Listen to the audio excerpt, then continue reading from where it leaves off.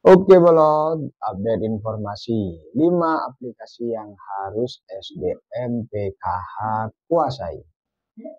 Nah, ini penjelasannya. Untuk bolos sosial, sebelum informasi ini kami lanjutkan, mohon dukungannya untuk klik tombol subscribe, like, serta share jauh agar konten-konten ini memberikan informasi edukatif tentang bantuan sosial. Untuk yang sudah subscribe, kami ucapkan terima kasih. Sebelum kita menjelaskan apa saja aplikasi-aplikasi yang disediakan Kementerian Sosial untuk menunjang kinerja SDM PKH, kita baca komentar di akun TikTok Bolos Sosial. Dari Neng EM, kenapa yang nggak mampu nggak dapat? PKH terus berkali-kali dapat bantuan, yang lain nggak dapat. Ketika Bolo tidak pernah dapat ataupun belum pernah dapat dan merasa bahwasanya Bolo ini masih kategori miskin dan rentan miskin, maka solusinya Bolo pertama cek desilnya. Desil Bolo ini masuk statusnya desil berapa. Nah, terus kedua, aturan yang sudah Kemensos salurkan untuk masyarakat, entah itu baik dari pengajuan dari desa ataupun yang kedua dari aplikasi cek bansos. Itu solusi yang paling pasti hari ini. Dari MRYMM, mau tanya Mas, apa jika saldo suami tapi bukan milik suami? Kan suami kerjanya sopir, otomatis uang ongkos kebanyakan di transfer. Gimana kalau kayak gini Mas? Maaf cuma tanya. Sejatinya uang bansos ataupun rekening bansos itu hanya untuk bantuan sosial. Jadi jangan pernah gunakan uang bansos transaksi-transaksi yang lain. Entah itu nitip uang, entah itu untuk transfer untuk kebutuhan yang lain. Karena takut terbaca transaksi yang di luar bansos. Akhirnya seperti apa? Seperti kasus kemarin terkait kasus judi. Ada uang bansos yang digunakan untuk judi dan ada uang bansos ataupun rekening bansos yang ada saldo 5 juta lebih. Hati-hati menggunakan rekening bansos di luar kepentingannya bantuan sosial. Yang selanjutnya, lansia apa penebalan? Izin dijawab. Oke. KPM lansia, yang mungkin KPM lansia bagian PKH ini atau komponen PKH, komponen lansia ini, jika BPNT-nya aktif, bisa saja mendapatkan program penebalan bansos. Penebalan bansos ini sudah proses berjalan ataupun hampir mungkin 80% sudah berjalan. Jadi dicek saja. Insya Allah kalau memang statusnya PKH plus komponen PKH ini juga memiliki bantuan sembako, ini juga bantuan balnya juga masuk. SDM PKH adalah ujung tombak dari program PKH itu sendiri, yaitu panjang dari Kementerian Sosial. SDM PKH memiliki kode etik dan aturan-aturan dalam bekerja dan juga memiliki target graduasi dan juga target pemberdayaan dalam setiap tahunnya. Dalam melaksanakan pekerjaannya, SDM PKH memiliki lebih aplikasi-aplikasi yang sangat menunjang. Ini 5 aplikasi yang harus SDM PKH miliki.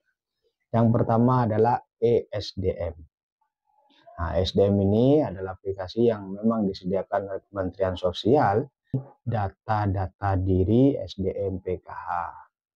Nah, aplikasi ini isi tentang dokumen-dokumen terkait ijazah, sertifikasi ataupun sertifikat penunjang penghargaan, ini ada di SDM.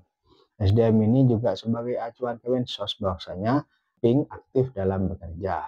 Sejak tahun 2020, SDM ini digunakan sebagai absensi harian dan absensi bulanan untuk laporan pekerjaan setiap hari. ESDM ini lebih kepada pertanggungjawaban SDM sendiri kepada Kementerian Sosial. Apa yang dikerjakan setiap harinya, apa yang dikerjakan terkait target-target yang harus dilakukan. Yang kedua, ada SIG Mobile. SIG Mobile ini ada dua aplikasinya, SIG Mobile sama Sigma Mobile. Nah, ini aplikasi lebih kepada asesmen ataupun penelitian-penelitian yang dilakukan oleh MPKH itu sendiri. Nah, Sigma ataupun SIG Mobile ini digunakan SDM pada tahun ini sebagai aplikasi penunjang dari ground checking DTSN. Sigma ini juga memiliki beberapa fitur terkait instruksi-instruksi dari pusat ketika harus melakukan asesmen, monitoring ataupun evaluasi dari program-program yang berjalan.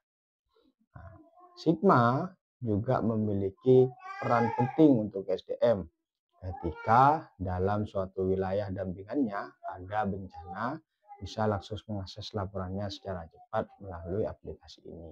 Dan aplikasi ini aktif secara 24 jam. Sigma ini ada dua. Sigma yang digunakan SDM hari ini yang digunakan untuk melakukan ground checking DTSN, dan juga Sigma yang digunakan oleh program permakanan. Ini ada dua aplikasi yang digunakan SDM dan juga program permakanan. Namun program permakanan ini dibawa kendali teman-teman Pokmas yang melaksanakannya. Yang keempat adalah SIG-NG. Aplikasi ini berbasis web dan ada 3 kategori yang bisa mengakses. Yang pertama adalah SDM PPKH, yang kedua adalah operator desa, dan yang ketiga adalah operator kabupaten kota. Nah, aplikasi SIG-NG ini memang khususkan untuk SDM PKH terkait pemutakhiran data oleh KPM. Entah itu pelaporan meninggal, pelaporan pindah alamat, pelaporan pindah sekolah, itu dilakukan di aplikasi Sigma SDM. Nah, Sigma ini juga mengakses beberapa pelaporan P2K2 yang wajib diisi setiap bulannya oleh teman-teman SDM PKH sendiri. Dan Sigma ini juga sebagai akses kita melihat final closing, kita melihat desilnya para KPM kita, dan juga pengajuan program-program yang ada di Kementerian Sosial, program pemberdayaan terutama untuk bulan ini. Yang terakhir, biasanya SDM PKH menggunakan aplikasi cek bansos. Ini memang dikhususkan untuk masyarakat. Nah, kenapa harus SDM PKH menguasai? Karena akan memberikan orang Kemensos yang pertama ditanyakan oleh masyarakat ketika ada pertanyaan terkait cek bansos ataupun aplikasi cek bansos. Kita harus lebih paham dari orang-orang ataupun warga yang kita menjelaskan. Aplikasi cek bansos ini memang secara khusus ataupun secara umum diberikan kepada masyarakat secara luas. Jadi masyarakat bisa membuat akun, bisa menyanggah, bisa melaporkan, atau bahkan bisa mengecek desilnya hari ini. Nah, SDM PKH kenapa harus paham? Karena kita melakukan pendampingan. Ada KPM-KPM kita yang sudah lansia dengan yang harus menggunakan aplikasi ini, maka kita harus lebih paham dan bisa mengarahkan. Oke Bolo, itu informasi 5 aplikasi dari Kementerian Sosial yang harus dikuasai PKH itu sendiri.